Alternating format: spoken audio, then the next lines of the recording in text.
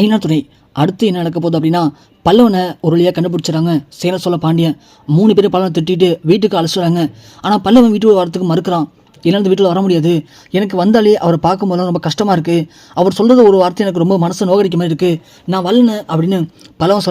சொல்லவனே, டே பல்லவா நீ உள்ளே வாடா, அந்த ஆளு ஏதாவது பேசிட்டு இன்னைக்கு நான் பார்த்துக்கிறேன் அப்படின்னு உள்ளே போகிறாங்க. போகவும் வாங்கடா வாங்க, என்னமோ இவன் காணாமல் போயிட்டான், வெளிநாடு போயிட்டான்னு ஊர் ஃபுல்லாக தேடினீங்க, நான் சொல்லினேடா இவனுக்கு இந்த இடத்த விட்டார் இடமே கிடையாது, எங்கே போனாலும் நைட்டு திங்கிறதுக்கும் தூங்கிறதுக்கும் அவன் இங்கே வந்தான் அவன் சொன்னேன், நீங்கள் தான் என்னமோ அவன் ரோசக்காரன், அவன் அப்படி போயிடுவான் இப்படி போயிடுவான்னு ஓடுனீங்க, பாரு இங்கே வந்து நிற்கிறான் இப்போது, என் பேச்சு யார் கேட்குறான் அப்படின்னு நடேசன் சொல்லவனே, யோ இங்கே பாரு எல்லாத்துக்கும் காரணமே நீ தான், நீ வாயை திறக்காத, நீ வாயை திறந்தனால்தான் இவ்வளோ பிரச்சனையுமே, நீ மட்டும் மூடிட்டு அமைதியாக இருந்தானா இவ்வளோ பிரச்சனை வந்திருக்காது, ஒழுங்காக போயிடு நீனு அப்படின்னு சொல்ல நடேசனே, என்னடா என்ன அவனுக்காக பெத்த அப்பாவையே நீ சண்டை போடுவியா, என்ன அவனுக்காக பாசம் பொங்குத உனக்கு அப்படின்னு சொல்ல சேரவனே, இங்கே பாரு நீ அமைதியாக போயிடு, அவன் என் தம்பி யாருன்னு சொன்னாலும் சரி, அவனுக்காக நாங்கள் தான் முதல்ல வந்து நிற்போம். ஓ அப்படியா, அண்ணன் தம்பியில் அவனை சேர்ந்து இந்த அப்பனே எதுக்குறீங்களாடா, எதுக்குடா நல்லா இருக்கடா உங்கள் நியாயம், இவன் ஒரு ஆளுன்னு இவனுக்காக என்ன எதுக்குறீங்களா நீங்கள் அப்படின்னு நடேசன் சொல்ல, நிலா உடனே ஏங்க அமைதியாக போகிறீங்களா, ஏன் இப்படி பிரச்சனை பண்ணுறீங்க, பாவம் பல்லவன் காலிலும் சாப்பிடாம கடந்துட்டு வந்திருக்கான், அவன் மனசு நோக்கடிக்க முன்னாடி ஏன் இப்படி பேசிட்டு இருக்கீங்க, அமைதியாக நீங்கள் போங்க போல அப்படின்னு சொல்ல உடனே பல்லவன், அண்ணி என்னை மன்னிச்சிருங்க அண்ணி, நான் உங்களையும் கஷ்டப்படுத்திட்டேன் அண்ணன், நீங்களும் என்ன மன்னிச்சிருங்கண்ணே, உங்களெலாம் ரொம்ப கஷ்டப்படுத்திட்டேண்ணே, பாவம் நீங்களாம் அப்படின்னு சொல்ல நிலா உடனே, விடு பல்லவா அதெல்லாம் ஒரு பிரச்சனை இல்லை, உங்கள் அண்ணனுங்க தான் நீ காரணம் தெரிஞ்சதும் காலேஜெலாம் போய் விசாரிச்சுட்டு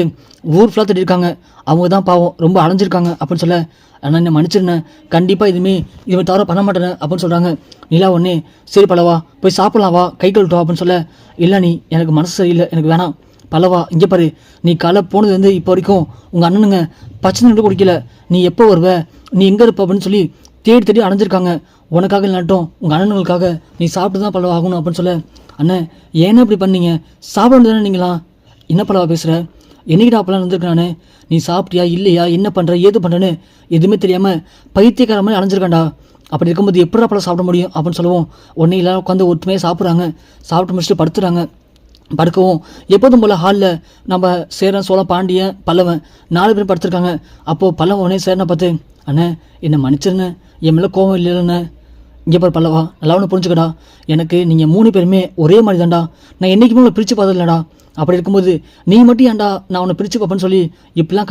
படுத்திக்கிற, நீ கஷ்டப்படுறது மட்டும் இல்லாமல் எங்களையும் கஷ்டப்படுத்துகிற பல்லவா, என்றைக்குமே இதுக்கப்புறம் அதை பற்றி நீ யோசிக்கக்கூடாது புரிதா அப்படின்னு சொல்கிறாங்க. சரிண்ணே அப்படின்னு தூங்கிட்டாரு. காலையில் எழுந்து பல்லவன் மாறி இருக்கான். நிலா போயிட்டு, என்ன பல்லவா இன்னும் அதை யோசிச்சுட்டு இருக்கியா, ஏன்டா அப்படி பண்ணுற, இல்லை நீ எனக்கு அதை பற்றி யோசனை இல்லை, ஆனால் இவர் எங்கள் அம்மாவை என்ன பண்ணார் எனக்கு அது மட்டும் தெரிஞ்சால் போதும், எங்கள் அம்மாவையும் கொண்டுட்டாரா இல்லை உயிரோடு இருக்காங்களா எனக்கு அதை மட்டும் கேட்டு சொல்லுங்கள் அப்படின்னு சொல்ல, இங்கே பல்லவன்ட்ட நிலாவனே, இங்கே பேர் பல்லவா நீ கிளம்பி காலேஜ் போயிட்டு வரும்போது கண்டிப்பாக இதுக்கு பதில் நான் கேட்டு சொல்கிறேன் உனக்கு அப்படின்னு சொல்லி பல்லவனை காலேஜுக்கு அனுப்பிச்சிடுறாங்க. நிலா போய் நடேசனை பார்த்து, இங்கே பாருங்கள் எனக்கு ஒரு உண்மை தெரிஞ்சாகணும், என்ன உண்மை, ஆமாம் பல்லவ அம்மாவை நீங்கள் என்ன பண்ணீங்க, சேர அம்மாவை கொண்ட மாதிரி பல்லவ அம்மாவையும் கொண்டுட்டீங்களா இல்லை அவனுக்கு எதாவது போயிட்டாங்களா சொல்லுங்கள், இங்கே பாரு தேவையில்ல கலந்து வேண்ட பிரச்சனை பண்ணிட்டு இருக்காத, அவனுக்கு தான் என்னை பற்றி புரிஞ்சுக்காம அப்படிலாம் பேசுகிறாங்கன்னா நீ வந்து இப்படியே பேசிகிட்டு இருக்கியம்மா, உனக்கு என்ன பிரச்சனை, இல்லை நீங்கள் சொல்லி ஆகணும் உண்மையை சொல்லுங்கள், சேர அம்மாவை யார் கொண்டது, பல்லவ அம்மா எங்கே போனாங்க, இங்கே பாருமா நான் அணிலேருந்து இன்ன வரைக்கும் சொல்கிற ஒரு விஷயம் ஒன்று மட்டும்தான், என் பிள்ளைங்க சரியாக புரிஞ்சுக்காம என்னை தப்பாக நினச்சிட்டு இருக்காங்க, நான் யாரையும் கொல்லலை, சேர அம்மாவை கொண்டுட்டாங்க, அது யாருன்னு எனக்கு தெரிஞ்சும் நான் அமைதியாக இருக்கேன்னா அதுக்கு ஒரு காரணம் இருக்குது, அதே மாதிரி பல்லவ அம்மாவை நான் கொல்லவும் இல்லை அவள் சாகவும் இல்லை, அவளாவே லெட்டர் வச்சுட்டு எங்கேயோ போயிட்டா புண்ணியவதி அவள், ஆனால் அதுக்காக நான் தான் கொன்னேன் நானும் துரத்தி விட்டேன் அப்படிங்கிறதெல்லாம் கண்டிப்பாக அந்த கடவுளுக்கே அடுக்காது, தயவு செஞ்சு அப்பெல்லாம் சொல்லி என் மனசை கஷ்டப்படுத்தாதமா நீனு அப்படின்னு நடேசங்கிருந்து போயிடுறாங்க. நிலா யோசிக்கிறாங்க, அப்போது பல்லவ அம்மா எங்கே இருப்பாங்க, பல்லவ அம்மா யாராக இருப்பாங்க அப்படின்னு எல்லாம் யோசிச்சுட்டு வீட்டுக்குள்ளேயும் போகிறாங்க.